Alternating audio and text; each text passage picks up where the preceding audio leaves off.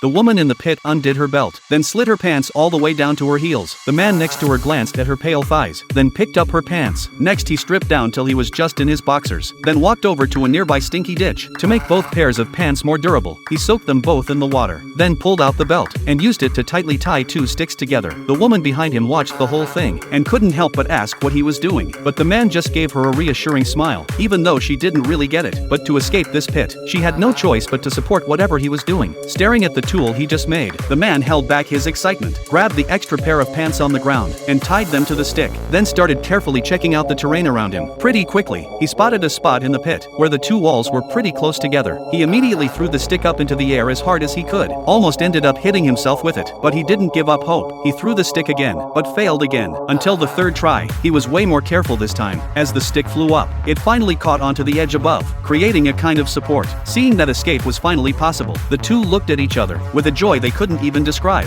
Then, the man tested it out, to see how strong it was, and since it didn't break under pressure, he stepped up on the wall, and started pulling himself up with the rope, climbing little by little. The smooth wall made every move super hard, but the closer he got to the top, the more weight that fragile stick had to bear, and the more strain it was under, so he had to speed up his climb. He was just one step away from the top, but then his rush made him slip, and he fell all the way down. He held his knee tight, laying there completely still. He could feel how badly he was hurt. Seeing this, the woman quickly ran over to him, and did a quick job wrapping up his injury, but when she lifted the cloth, there was a huge wound on his knee. That's when she realized how much pain he was really in. Even worse, getting out of that pit was now a distant dream again, but when God shuts one door, he always opens a window. Feeling the drops starting to fall from the sky, the man knew their chance to escape had come back.